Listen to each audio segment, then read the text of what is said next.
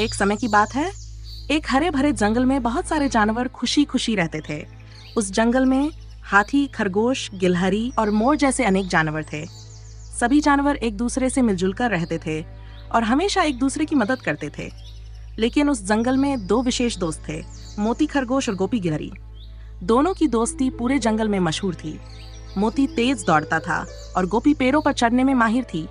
वे दोनों हर दिन एक साथ खेलते, खाते और जंगल की सैर करते। एक दिन जंगल में एक नया जानवर आया, एक चालाक लोमड़ी जिसका नाम था लोमा।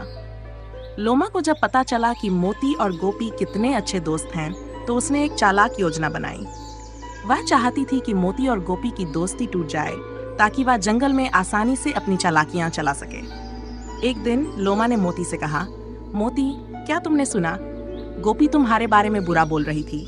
उसने कहा कि तुम बहुत ही आलसी हो और कभी भी उसके बराबर नहीं हो सकते। मोती ये सुनकर हैरान हो गया। उसने सोचा, गोपी मेरी सबसे अच्छी दोस्त है, वह ऐसा कैसे कह सकती है?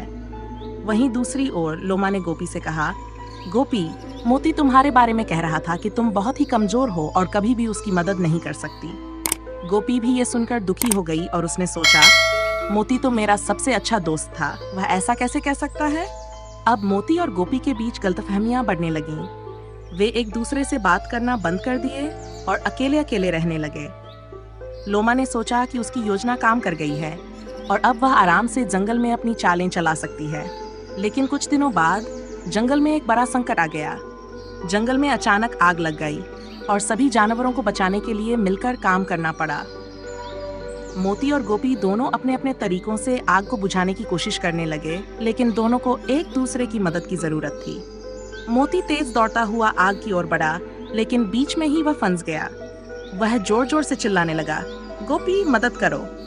गोपी ने जब मोती की आवाज सुनी तो उसने अपने सारे गिले शिकवे भूलकर तुरंत उसकी मदद करने की ठान ली।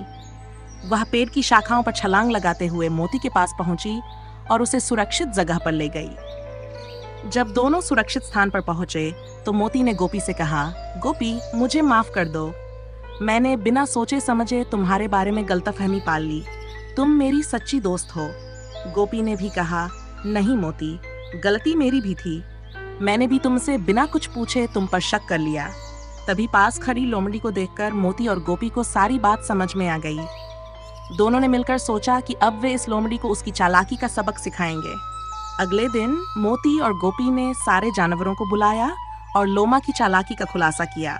सारे जानवरों ने मिलकर लोमा को जंगल से भगा दिया। उस दिन के बाद से मोती और गोपी की दोस्ती और भी गहरी हो गई। उन्होंने ये समझ लिया कि सच्ची दोस्ती में गलतफहमियों के लिए कोई जगह नहीं होनी चाहिए और हमें हमेशा एक दूसरे पर विश्वास करना चाहिए।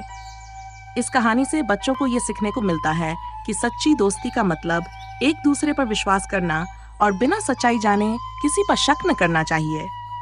सच्चे दोस्त हमेशा एक दूसरे का साथ देते हैं और मुश्किलों में एक दूसरे की मदद करते हैं। सच्ची दोस्ती का महत्व समझो और हमेशा एक दूसरे पर विश्वास रखो। गलतफहमियां दूर करने के लिए खुलकर बात करो और कभी किसी की बातों में आकर अपने दोस्त से रिश्ता खराब न करो।